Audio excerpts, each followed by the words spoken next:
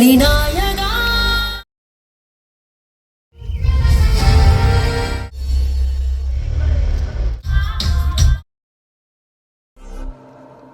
തുടങ്ങാം അല്ലേ?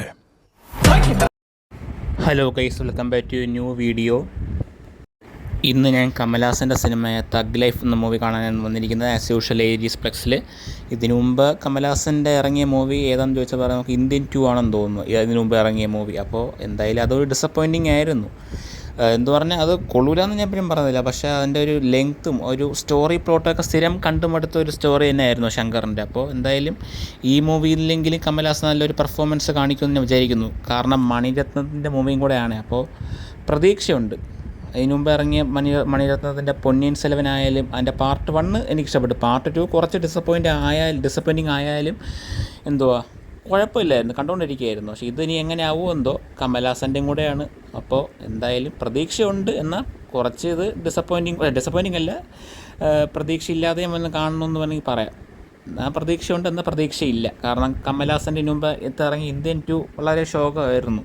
അപ്പോൾ അത് വെച്ച് നോക്കുമ്പോൾ ഇനി കൂടുതൽ പ്രതീക്ഷിക്കുന്നില്ല ഞാൻ ഈ മൂവിക്ക്. എന്തായാലും ആ ഡയറക്ടർ എന്നുള്ള രീതിയിലാണ് ഇതിനകത്ത് ഈ സിനിമ ഞാൻ കൂടുതൽ എക്സ്പെക്റ്റ് ചെയ്യുന്നത്. അപ്പോൾ എന്തായാലും നമുക്ക് ഇനി തിയേറ്ററിൻ്റെ അകത്ത് കയറിയിട്ട് ബാക്കി വിശേഷങ്ങളൊക്കെ പറയാം. നമ്മളെന്തായാലും ഓൺലൈൻ ടിക്കറ്റ് വഴിയാണ് ബുക്ക് ചെയ്തത്, വന്നെടുത്തിട്ടില്ല. അപ്പോൾ ടിക്കറ്റ് ബുക്കിംഗ് ഓപ്പൺ ആയപ്പോൾ തന്നെ ഓൺലൈനിൽ അങ്ങ് ടിക്കറ്റ് ബുക്ക് ചെയ്തു. അപ്പോൾ നമുക്ക് ഓഡിയൻസിലാണ് ഷോ നടക്കുന്നത്, 12:30-ക്കുള്ള ഷോ. അപ്പോൾ നമുക്കിനി തിയേറ്ററിൻ്റെ അകത്ത് കയറിയിട്ട് ബാക്കി വിശേഷങ്ങളൊക്കെ പറയാം. ഈ സിനിമയുടെ റിലീസ് ഡേറ്റിൻ്റെ കൂടെ തന്നെയാണ് നമ്മുടെ ചോട്ടാ മുംബൈ റിലീസ് ഇറങ്ങുന്നത്. ഇന്നിപ്പോൾ ജൂൺ 5 ഈ സിനിമ ഇറങ്ങിയത്. ഇപ്പോൾ നാളെ ജൂൺ 6 ചോട്ടാ മുംബൈ റിലീസ് ചെയ്യുന്നുണ്ട്. അപ്പോൾ അതും ഓഡിയോ 1 തന്നെയാണ് ഷോ ഇട്ടിരിക്കുന്നത്. പക്ഷേ രാവിലെ മാത്രമേ ഷോ ഉള്ളൂ. അതും കൂടെ ഞാൻ പറ്റുമെങ്കിൽ റിവ്യൂ ഇടാം. റിവ്യൂ അല്ല, 4K റീമാസ്റ്റർഡ് എക്സ്പീരിയൻസ് ഞാൻ പറ്റുമെങ്കിൽ ഇടാൻ നോക്കാം. അപ്പോൾ നമ്മളിന്ന് എക്സിക്യൂട്ടീവ് സെക്ഷനിലാണ് ടിക്കറ്റ് ബുക്ക് ചെയ്തിരിക്കുന്നത്, എൻ സെക്ഷൻ. ഇതിൻ്റെ ട്രെയിലർ ഇറങ്ങിയപ്പോഴേ എനിക്കൊരു എക്സ്പെക്റ്റേഷൻ ഉണ്ടായിരുന്നു. കാരണം ഈ സിനിമ എന്തായാലും തിയേറ്ററിൽ തന്നെ പോയി കാണണമെന്നുള്ള, കമൽഹാസൻ്റെ സിനിമയും കൂടെ ആയതുകൊണ്ട് എന്തായാലും പോയി കാണണമെന്ന് തന്നെ ഉണ്ടായിരുന്നു. അപ്പോൾ എന്തായാലും നമുക്കിനി ഫസ്റ്റ് ഡേ തന്നെ ടിക്കറ്റ് ബുക്ക് ചെയ്തിട്ടുണ്ട്. നമുക്കിനി ഇൻ്റർവെല്ലായിട്ട് ബാക്കി വിശേഷങ്ങളൊക്കെ പറയാം, സിനിമയുടെ റിവ്യൂ അല്ല.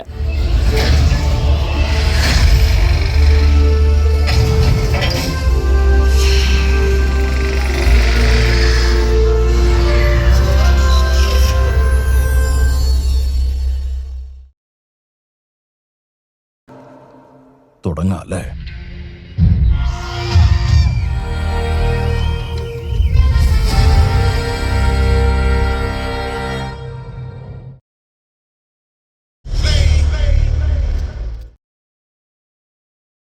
അങ്ങനെ കേസ് ഫസ്റ്റ് ഹാഫ് കഴിഞ്ഞിട്ടുണ്ട്.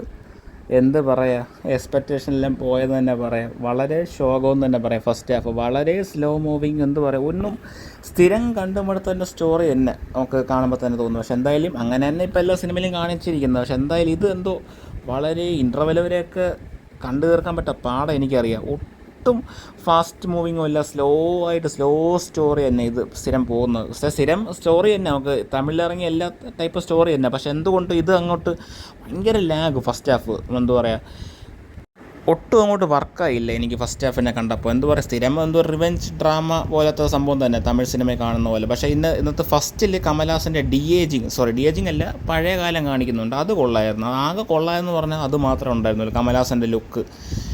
ഇപ്പോൾ ഫ്യൂച്ചറിലും കുഴപ്പമില്ലെന്നല്ല, കൊള്ളൂലെന്നല്ല, പക്ഷെ കൊള്ളാം. പക്ഷേ പാസ്റ്റിൽ കാണിച്ച ഒരു വേഷം നല്ല രസമുണ്ടായിരുന്നു. പിന്നെ കമൽഹാസൻ്റെ ഇൻട്രോ കാണിച്ചതും വലിയ കുഴപ്പമില്ലായിരുന്നു. ഒരു മിനിമം രീതിയിൽ തന്നെ കാണിച്ചിട്ടുള്ള, ടിപ്പിക്കൽ മണിരത്നം മൂവി പോലെ കാണിച്ചിട്ടുള്ള. പക്ഷെ എന്തുകൊണ്ടോ അങ്ങോട്ട് ഒരു വർക്കായില്ല എനിക്ക് ഫസ്റ്റ് ഹാഫ്. ഒട്ടും എന്തു പറയുക, ഡിസപ്പോയിൻറ്റിങ് ആയെന്ന് പറയാം. ഒന്നുമില്ല ഈ പടത്തിൽ. എന്താ പറയുക, സ്റ്റോറി പ്രെഡിക്റ്റബിൾ തന്നെ, എന്നാലും ഭയങ്കര സ്ലോ മൂവിങ്, നമുക്ക് നമ്മളിട്ട് ബോറടിപ്പിക്കും. നമുക്ക് എഴുന്നേറ്റ് പോകാൻ തോന്നും, അത്രയും രീതിയിലായിരിക്കും നമ്മളെ വെറുപ്പിക്കുന്നത് ഫസ്റ്റ് ഹാഫ്. ഒട്ടും അങ്ങോട്ട് കൊള്ളൂല ഫസ്റ്റ് ഹാഫ് എന്ന് പറഞ്ഞാൽ. ഇതെൻ്റെ പേഴ്സണൽ ഒപ്പീനിയൻ മാത്രമാണ്. എൻ്റെ കൂടെ വന്ന കൂട്ടുകാരന് പോലും ഫസ്റ്റ് ഹാഫ് ഇഷ്ടപ്പെട്ടില്ല. എനിക്ക് തോന്നുന്നു ഇതിനേക്കാളും ഭേദം ഫസ്റ്റ് ഹാഫ് എന്ന് തോന്നുന്നു ഇന്ത്യൻ 2 ആണെന്ന് തോന്നുന്നു. ഞാൻ ഫസ്റ്റ് എൻ്റെ വീഡിയോയിൽ ഈ തുടക്കത്തിൽ പറഞ്ഞിട്ടുണ്ട് ഇന്ത്യൻ 2 വളരെ ശോകമാണെന്ന്. പക്ഷേ എനിക്കിപ്പോൾ ഈ മൂവി കണ്ടപ്പോൾ തോന്നുന്നു ഇന്ത്യൻ 2 ഇതിലും ഭേദമാണെന്ന് തോന്നുന്നു. കാരണം ഇന്ത്യൻ 2 എന്തെങ്കിലും ചിരിക്കാനോ എന്തെങ്കിലും ഓരോ BGM കയറ്റി അനിരുദ്ധിൻ്റെ മ്യൂസിക് കയറ്റി കൊള്ളായിരുന്നു. പിന്നെ ഈ മൂവിയിൽ മ്യൂസിക് വളരെ കുഴപ്പമില്ലെന്നേ പറയാൻ പറ്റുള്ളൂ, ഗംഭീരമൊന്നും ഞാൻ പറയുന്നില്ല. ആ ഒരു BGM മാത്രം കൊള്ളാം. തഗ് ലൈഫ് എന്ന് എഴുതി കാണിക്കുമ്പോഴുള്ള BGM കേൾപ്പിക്കുന്ന മാത്രം ഗംഭീരമെന്ന് പറയാം. അല്ലാത്ത പക്ഷേ എല്ലാം ഒരു ആവറേജ് തന്നെ പറയാം. AR റഹ്മാൻ തന്നെയാണോ ചെയ്തതെന്ന് തന്നെ ഡൗട്ട് തോന്നുന്നു. ഒട്ടും അങ്ങോട്ട് ഒരു ഇതില്ല. കേൾക്കും കാണുമ്പോൾ തന്നെ അയ്യോ ഇറങ്ങി പോയാലോ എന്ന് തന്നെ തോന്നുന്നു. നമ്മൾ പിന്നെ ടിക്കറ്റ് ബുക്ക് ചെയ്തുകൊണ്ട് മാത്രമേ ഇരുന്ന് കാണുന്നത്. എന്തായാലും റിവ്യൂ കൂടി ഇടണ്ടേ, അതുകൊണ്ടാണ് ഈ മൂവി മൊത്തത്തിൽ ഇരുന്ന് കണ്ടത്. അല്ലെങ്കിൽ എന്തായാലും പകുതി ഞാൻ ഇറങ്ങി പോകുമായിരുന്നു. ഒട്ടും അങ്ങോട്ട് വർക്കായില്ല ഫസ്റ്റ് ഹാഫ് എനിക്ക്. അപ്പോൾ നമുക്കിനി സെക്കൻഡ് ഹാഫ് കൂടെ കണ്ടിട്ട് ബാക്കി എന്താണെന്നുള്ള കാര്യം പറയാം. എന്തായാലും ഫസ്റ്റ് ഹാഫിൽ ഞാൻ റേറ്റിംഗ് കൊടുക്കുന്നില്ല, 5 പോലും ഞാൻ കൊടുക്കുന്നില്ല. കാരണം ഇട്ട് വെറുപ്പിക്കും. സിംബുവിൻ്റെ ആക്ടിംഗ് ഒക്കെ കൊള്ളായിരുന്നു, സിംബുവിൻ്റെ എൻട്രിയും ആ ഒരു ആക്ടിങ് എല്ലാം കൊള്ളായിരുന്നു. പക്ഷേ എന്തുകൊണ്ടോ പടം ഫസ്റ്റ് ഹാഫ് ശോകമെന്ന് തന്നെ പറയാം. എനിക്ക് ഒട്ടും ഇഷ്ടപ്പെട്ടില്ല ഫസ്റ്റ് ഹാഫ്. ഇനി നമുക്ക് സെക്കൻഡ് ഹാഫും കൂടെ കണ്ട് ബാക്കി എന്താണെന്നുള്ള കാര്യം പറയാം. എന്തായാലും ഫസ്റ്റ് ഹാഫ് കണ്ടപ്പോഴേ മടുത്ത്. ഇനി സെക്കൻഡ് ഹാഫ് ഇനി എന്താവുമോ എന്തോ. ഇനി നമുക്ക് എന്തായാലും സെക്കൻഡ് ഹാഫ് കൂടെ ഇരുന്ന് കാണാം, അല്ലാതെ വേറെ നിവൃത്തിയില്ല.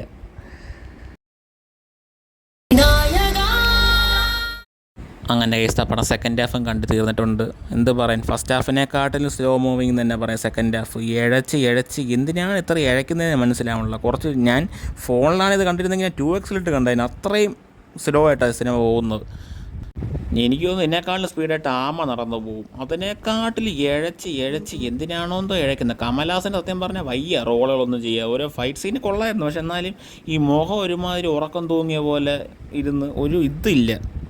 എനിക്ക് തോന്നുന്നു ഞാൻ സിനിമ കണ്ടപ്പോൾ വിചാരിച്ചു ഇതിനേക്കാട്ടിലും ഭേദം തന്നെ ഇന്ത്യൻ 2-ൽ പിന്നെ എന്തെങ്കിലുമൊക്കെ ഉണ്ടാകുമെന്ന് പറയാം. കമൽഹാസൻ്റെ ഏജ് മാറ്റി വെച്ചാൽ 104 വയസ്സുള്ള ആൾ വന്ന് ഫൈറ്റ് ചെയ്യുന്നത് മാറ്റി വെച്ചാൽ സിനിമ എന്തുകൊണ്ടും കൊള്ളായിരുന്നു. ആ ലെങ്ത് ഇഷ്യൂസും കൂടെ ഉണ്ടായിരുന്നു ആ സിനിമയുടെ ഡ്യൂറേഷൻ. അതും കൂടെ മാറ്റി വെച്ചാലും സിനിമ കൊള്ളായിരുന്നു. പക്ഷേ ഈ സിനിമ അയ്യോ കമൽഹാസൻ്റെ ദുരന്തം സിനിമ എന്ന് തന്നെ പറയാം. ഒട്ടും കൊള്ളൂല്ല ഈ സിനിമ. ഇതുപോലത്തെ ഒരു ദുരന്തം പടം ഞാൻ കണ്ടിട്ടില്ല. ഞാൻ ഈ വർഷത്തെ തമിഴ് സിനിമയ്ക്ക് എന്ത് പറ്റുമെന്ന് തന്നെ അറിഞ്ഞൂടാ. ഞാൻ റെട്രോ കൊള്ളൂലായിരുന്നു. ഞാൻ റെട്രോയിലെങ്കിലും പ്രതീക്ഷ ഉണ്ടെന്ന് പറയായിരുന്നു, അതും പോയി. ഇത് ബിലോ ആവറേജ്, ഞാൻ ആവറേജിൽ പോലും ഇത് ചേർക്കുന്നില്ല ഈ മൂവി.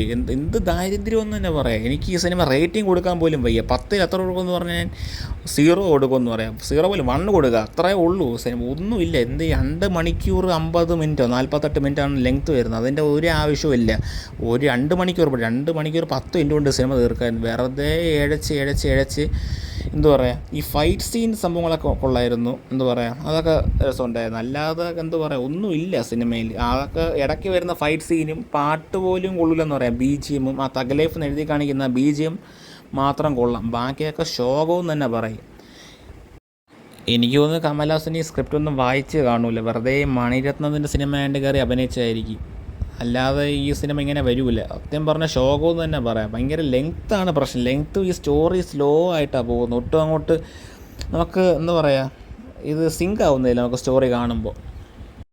ഇതിൻ്റെ സ്റ്റോറി പറ്റി പറയാനാണെങ്കിൽ ഞാൻ ഡീറ്റെയിൽ ആയിട്ടൊന്നും പറയുന്നില്ല. സ്ഥിരം കണ്ടുമടുത്ത ഒരു തമിഴ് സിനിമയുടെ സ്റ്റോറി എന്ന് തന്നെ പറയാം. കാണുമ്പോൾ തന്നെ തോന്നും. നമ്മൾ മിക്കവാറും മൊബൈലിൽ കാണുന്ന ആൾക്കാർ മിക്കവാറും 2x സിനിമ കാണുന്നത്, അല്ലാതെ കണ്ടു തീർക്കാൻ പറ്റൂല. ഈ സിനിമ കാണാത്ത ഒരാൾക്കാരാണെങ്കിൽ മാക്സിമം തിയേറ്ററിൽ തന്നെ പോയി സിനിമ കാണുക. അല്ലാത്ത പക്ഷേ മൊബൈലിൽ കണ്ട മിക്കവാറും നിങ്ങൾ സ്കിപ്പ് അടിച്ച് പോകും, അല്ലെങ്കിൽ പകുതിയാകുമ്പോൾ തന്നെ ഇട്ടിട്ട് പോകും. അതുകൊണ്ട് തിയേറ്ററിൽ തന്നെ ഇരുന്ന് കണ്ടാൽ നിങ്ങൾക്ക് സ്കിപ്പ് അടിക്കാൻ പറ്റില്ല, ആ സിനിമ കണ്ട് തന്നെ തീർക്കാൻ പറ്റുള്ളൂ. അതുകൊണ്ട് ഈ ശത്രുക്കൾ ആരെങ്കിലും ഉണ്ടെങ്കിൽ ഈ സിനിമ സജസ്റ്റ് ചെയ്യുക, പോയി കാണട്ടെ, അത്ര തന്നെ പറയുന്നുള്ളൂ. ആർക്കെങ്കിലും ശത്രുക്കൾ ആരെങ്കിലും ഉണ്ടെങ്കിൽ ഈ സിനിമ സജസ്റ്റ് ചെയ്യുക. അല്ലാത്ത എന്താ പറയുക ശോകമെന്ന് തന്നെ പറയാം.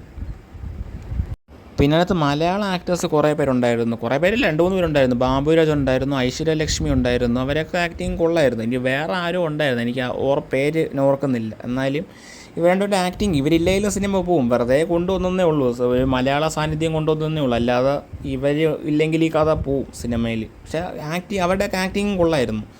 സത്യം പറഞ്ഞാൽ പടം ടോട്ടലി ഡിസപ്പോയിൻറ്റിങ് ആയെന്ന് പറയാം. ഒരു റേറ്റിംഗ് കൊടുക്കുന്നില്ല, 10-ൽ 1 പോലും കൊടുക്കുന്നില്ല എന്ന് പറയാം. വളരെ ശോകം. ഇതുപോലത്തെ ഒരു തമിഴ് സിനിമ ഇങ്ങനെ വന്നിട്ടില്ല. എനിക്ക് തോന്നുന്നു റെട്രോയും കൺകൂവയും ഇന്ത്യൻ 2 ഇതിലും ഫാർ ബെറ്റർ ആണെന്ന് തോന്നുന്നു. ഇത് വളരെ ദുരന്തം പിടിച്ച സിനിമ എന്ന് തന്നെ പറയാം. ഒട്ടും കൊള്ളൂല.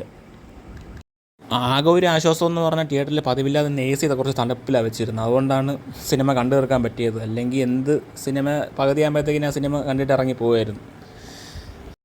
അപ്പോൾ അത്രേ ഉള്ളൂ ഗൈസ്. അപ്പോൾ എൻ്റെ വീഡിയോ ഇഷ്ടപ്പെട്ടെങ്കിൽ ലൈക്ക് ചെയ്യുക, ഷെയർ ചെയ്യുക, സബ്സ്ക്രൈബ് ചെയ്യുക. തൊട്ടടുത്തുള്ള ബെല്ലൈക്കനോട്ട് പ്രസ് ചെയ്താൽ ഞാൻ അപ്ലോഡ് ചെയ്യുന്ന വീഡിയോസൊക്കെ നോട്ടിഫിക്കേഷൻ ആയിട്ട് കിട്ടുന്നതായിരിക്കും. അപ്പോൾ നമുക്കിനി അടുത്ത വീഡിയോ കാണാം. ബൈ. ഞാൻ മാക്സിമം ചോട്ടാ മുംബൈയുടെ 4K എക്സ്പീരിയൻസ് റിവ്യൂ ഇടാൻ നോക്കാം. ചിലപ്പോഴേ ഇടുകയുള്ളൂ, എന്നാലും ഞാൻ കാണണമെങ്കിൽ എന്തായാലും ആ റിവ്യൂ എക്സ്പീരിയൻസിനെ ഇട്ടേക്കാം. അപ്പോൾ നമുക്കിനി അടുത്ത വീഡിയോ കാണാം. ബൈ.